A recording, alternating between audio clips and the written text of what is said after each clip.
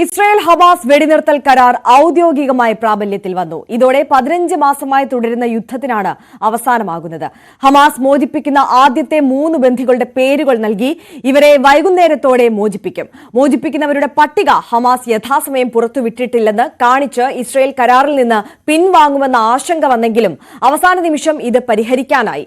കരാർ പ്രാബല്യത്തിൽ വന്നതിന് തൊട്ടു പിന്നാലെ ഇസ്രായേൽ ദേശീയ സുരക്ഷാ മന്ത്രി രാജിവെച്ചു. വിവരങ്ങളുമായി ഇന്റർനാഷണൽ ഡെസ്കിൽ നിന്നും ആർ കിരൺ ബാബു നമുക്കൊപ്പം ചേരുകയാണ്. കിരൺ, ഗാസയിൽ നിന്ന് കഴിഞ്ഞ 15 മാസമായി നമ്മൾ കേട്ടുകൊണ്ടിരിക്കുന്നത് വളരെ അതീവ ദുഃഖകരമായ വാർത്തകളാണ്. അതിനൊരു അറുതി വരാൻ പോകുന്നു, സമാധാനം അവിടെ പുലരാൻ പോകുന്നു എന്നുള്ള പ്രതീക്ഷയിലാണ് ലോകമെമ്പാടുമുള്ള ആളുകൾ ഉള്ളത്.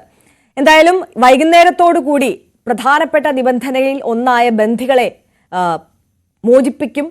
അതിനുള്ള നീക്കത്തിലേക്ക് ഹമാസ് കടന്നിരിക്കുകയാണ്. 3 പേരെയാണ് ആദ്യഘട്ടത്തിൽ മോചിപ്പിക്കുക. അത് എപ്പോഴത്തേക്കുണ്ടാകും? അവരുടെ പേര് വിവരങ്ങൾ നേരത്തെ തന്നെ ഹമാസ് പുറത്തുവിട്ടിരുന്നല്ലോ. വിശദാംശങ്ങൾ എങ്ങനെയാണ്? ആര്യ, ഇന്ത്യൻ സമയം 7 മണിയോടുകൂടിയാണ് 3 ബന്ദികളെ ആദ്യഘട്ടം എന്ന നിലയിൽ മോചിപ്പിക്കുന്നത്. 15 മാസം നീണ്ട കുരുതിക്കാണ് ഇപ്പോൾ താൽക്കാലികമായിട്ടാണെങ്കിലും അവസാനമാകുന്നത്. ഇസ്രയേലും ഹമാസും തമ്മിലുള്ള യുദ്ധത്തിനു കൂടി ഇതോടുകൂടി അവസാനമാകും എന്ന് പ്രതീക്ഷിക്കാം. എന്തായാലും വെടിനിർത്തൽ കരാർ പ്രാബല്യത്തിൽ വന്നിരിക്കുന്നു. വെടിനിർത്തൽ കരാർ പ്രാബല്യത്തിൽ വരുന്നതിന്റെ ഏറ്റവും അവസാന നിമിഷവും ചില അനിശ്ചിതത്വങ്ങൾ ഉണ്ടായിരുന്നു. 33 അംഗ ബന്ദികളുടെ പട്ടിക ഹമാസ് നൽകാം എന്ന് പറഞ്ഞിരുന്നു. അത് യഥാസമയം നൽകിയില്ല എന്നാരോപിച്ച് വെടിനിർത്തൽ കരാറിൽ പിൻവാങ്ങുന്നു എന്ന സൂചന ഇസ്രയേൽ നൽകിയിരുന്നു. തൊട്ടു പിന്നാലെ തന്നെ ഗസയിലേക്ക് ഇസ്രയേലിന്റെ ഭാഗത്തു നിന്ന് വ്യോമാക്രമണവും ഉണ്ടായിരുന്നു. എന്നാൽ ഉടൻ ഇത്രയും കാലവും ഈ യുദ്ധം അവസാനിപ്പിക്കാൻ വേണ്ടി സജീവമായി ഇടപെട്ട ഖത്തറിന്റെ ഭാഗത്തു നിന്ന് അതിശക്തമായ ഇടപെടലുകൾ ഉണ്ടായി. ഖത്തർ 33 അംഗ പട്ടിക ബന്ദികളുടെ പട്ടിക ഖത്തർ വഴി അത് ഇസ്രയേലിന് കൈമാറുകയും ചെയ്തിട്ടുണ്ട്. അതോടുകൂടി തന്നെ ഔദ്യോഗികമായി കരാർ വെടിനിർത്തൽ കരാർ അംഗീകരിക്കുന്നു എന്നുള്ള ഇസ്രയേലിന്റെ ഭാഗത്തു നിന്നുള്ള ഔദ്യോഗിക സ്ഥിരീകരണവും വന്നു. 3 പേരെയാണ് ആദ്യഘട്ടം എന്ന നിലയിൽ മോചിപ്പിക്കുന്നത്. 7-ാം ദിവസം മറ്റ് 4 പേരെ മോചിപ്പിക്കും. ഇതിനിടയിൽ പലസ്തീനിൽ നിന്നുള്ള പലസ്തീൻ തടവുകാരെയും അതോടൊപ്പം തന്നെ മോചിപ്പിക്കും.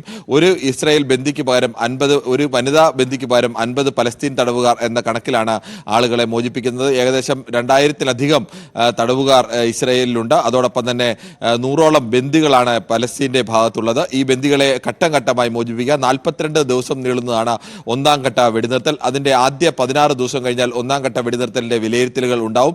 ഈ കൃത്യമായ മാനദണ്ഡങ്ങൾ പാലിച്ചുകൊണ്ടാണ് വെടിനിർത്തൽ നടപ്പാക്കുന്നത്. ഇരുഭാഗവും മാനദണ്ഡങ്ങൾ പാലിക്കുന്നുണ്ടോ എന്നുള്ള വ്യവസ്ഥകളാണെന്ന് നോക്കുക. എന്തായാലും ഗസയിൽ അങ്ങും പല സ്ഥലങ്ങളിലും ആഘോഷമടക്കം തുടങ്ങിക്കഴിഞ്ഞു. അവരെ സംബന്ധിച്ചിടത്തോളം കഴിഞ്ഞ 15 മാസങ്ങൾ ഏത് നിമിഷവും ജീവൻ നഷ്ടപ്പെടാം, ഏത് നിമിഷവും താമസിക്കുന്ന വീടും മറ്റ് സൗകര്യങ്ങളും എല്ലാം നഷ്ടപ്പെടാം, ബോംബിനും അല്ലെങ്കിൽ വെടിയുണ്ടയ്ക്കും ഏറ്റു മരിക്കാം എന്നുള്ള ഒരു സാഹചര്യമായിരുന്നു. ഇപ്പോൾ ഇതുവരെയുള്ള കണക്കനുസരിച്ച് ഏകദേശം 1.5 ലക്ഷത്തോളം ആളുകളാണ് കൊല്ലപ്പെട്ടത്. 48,000-ഓളം പേർ പലസ്തീൻ പൗരന്മാരും അതോടൊപ്പം തന്നെ ഏകദേശം 1500 മേൽ ഇസ്രായേൽ പൗരന്മാരുമാണ് ഇരുഭാഗങ്ങളിലുമായി കൊല്ലപ്പെട്ടത്. ഏകദേശം 1,10,000-ഓളം പേർക്കാണ് പരിക്കേറ്റത്. ഇതിൽ മഹാഭൂരിപക്ഷം പേർക്കും പരിക്കേറ്റിരിക്കുന്നത് പലസ്തീൻ ഭാഗത്തു നിന്നാണ്. ഗസയുടെ തന്നെ പ്രധാനപ്പെട്ട ഭാഗങ്ങളെല്ലാം തന്നെ അവിടുത്തെ ഇൻഫ്രാസ്ട്രക്ചർ അടക്കം എത്രയോ വർഷങ്ങളായിട്ടുള്ള വീടുകളും കെട്ടിടങ്ങളും ആശുപത്രികളും സ്കൂളുകളും അടക്കം എല്ലാം പൂർണ്ണമായും തകർന്നു പോകുന്ന ഒരവസ്ഥയിലേക്കാണ് എത്തപ്പെട്ടിരിക്കുന്നത്.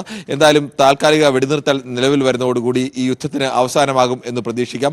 ഇതോടൊപ്പം തന്നെ ഇസ്രായേൽ ചില വിരുദ്ധമായ നീക്കങ്ങളും വെടിനിർത്തലിനെതിരായ നീക്കങ്ങളും ആരംഭിച്ചിട്ടുണ്ട്. ദേശീയ സുരക്ഷാ മന്ത്രി ഓർസമ യഹൂദൂത്ത് പാർട്ടിയുടെ നേതാവ് കൂടിയായ ഇറ്റാമർ ബെൻഗുർ അദ്ദേഹം മന്ത്രിസഭയ്ക്കുള്ള പിന്തുണ പിൻവലിച്ചു. അവർക്ക് 6 അംഗങ്ങളാണ് ഉണ്ടായിരുന്നത്.